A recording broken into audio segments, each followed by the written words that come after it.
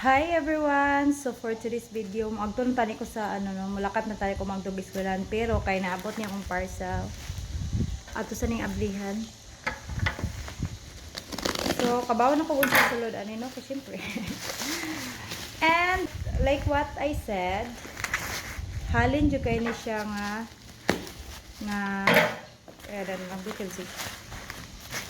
halin jud kay ni siya nga paninda sa eskwelahan. Akong bata gay na naninda sayo kayo dito sa eskwelahan. Hala, nahurot gudayon dahil daghan pa kay nangita. And then nabalibara na lang kay wala naman. So halin jud kay ni siya. And then kung ganahan mo magbaligya ani bitaw akong ibutang sa comment section kay ayalo mo patakag ka ng check out sa mga lain na tindahan no kay wala ka kabalo basin piki ba no. So para biya ni sa mga bata dapat kabalo gyud asa ang kuan. So mao ni ang sulod agay. Mo ni siya.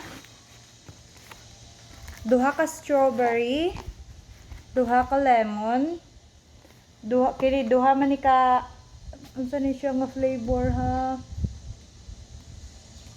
Basta kini grapes, blueberry. Blueberry then this one is grapes.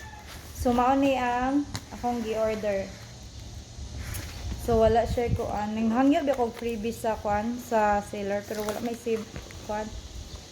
So baka naman next time seller. So mao na siya akong gi-order karon.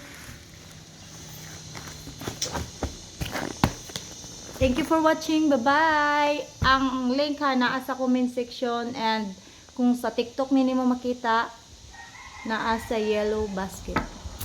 Check out na.